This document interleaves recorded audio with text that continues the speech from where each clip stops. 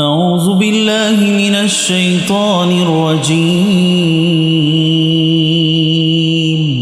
بسم الله الرحمن الرحيم. الرحمن علم القرآن خلق الإنسان علمه البيان. الشمس والقمر بحسبان والنجم والشجر يسجدان والسماء رفعها ووضع الميزان ألا تطغوا في الميزان وأقيموا الوزن بالقسط ولا تخسروا الميزان والأرض وضعها للأنام فيها فاكهة والنخل ذات الأكمام والحب ذو العصف والريحان فبأي آلاء ربكما تكذبان خلق الإنسان من صلصال كالفخار وخلق الجان من مارج من نار فبأي آلاء ربكما تكذبان رب المشرقين ورب المغربين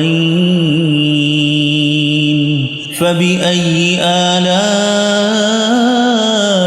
ربكما تكذبان مرج البحرين يلتقيان بينهما برزخ لا يبغيان فبأي آلاء ربكما تكذبان يخرج منهما اللؤلؤ والمرجان فبأي آلاء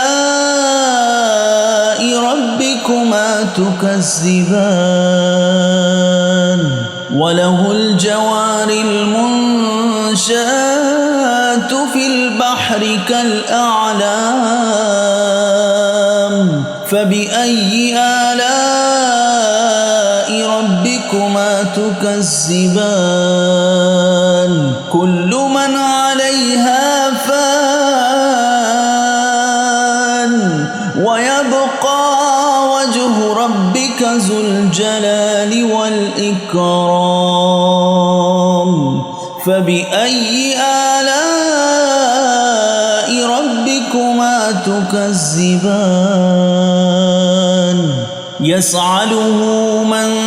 في السماوات والأرض كل يوم هو في شأن فبأي آلاء ربكما تكذبان سنفرغ لكم أيها الثقلان فبأي آلاء ربكما تكذبان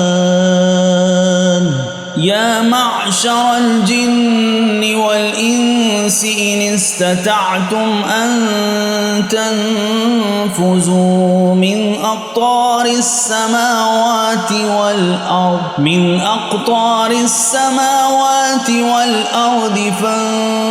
فانفذوا لا تنفذون إلا بسلطان فبأي آلاء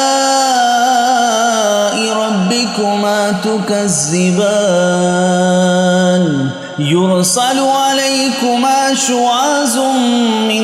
نار ونحاس نعاس فلا تنتصران فبأي آلاء ربكما تكذبان فإذا انشقت السماء فكانت وردة كالدهان فبأي آلاء ربكما تكذبان فيومئذ لا يصعد عن ذنبه إنس ولا جان فبأي آلاء ربكما تكذبان يعرف المجرمون بسيماهم فيؤخذ بالنواسي والأقدام فبأي آلاء ربكما تكذبان هذه جهنم التي يكذب بها المجرمون يطوفون بينها وبين حميم آن فبأي آلاء ربكما تكذبان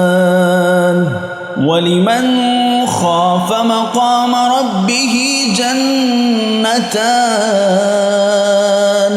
فبأي آلاء ربكما تكذبان ذواتا أفنان فبأي آلاء ربكما تكذبان فيهما عينان تجريان فبأي آلاء ربكما تكذبان فيهما من كل فاكهة زوجان فبأي آلاء ربكما تكذبان متكئين على فرش بطائنها من استبرق وجنى الجنتين دان فبأي آلاء ربكما تكذبان فيهن قاصرات الطرف لم يطمثهن إنس قبلهم ولا جان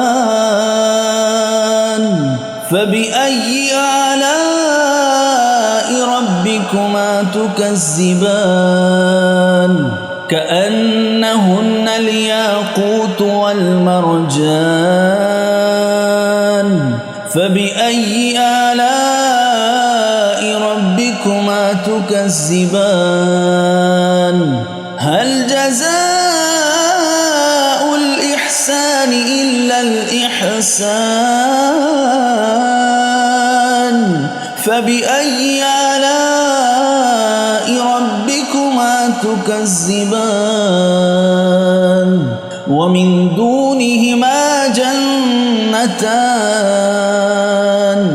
فبأي آلاء ربكما تكذبان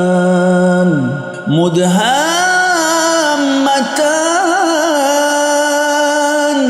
فبأي آلاء ربكما تكذبان فيهما عينان نضاختان فبأي آلاء ربكما تكذبان فيهما فاكهة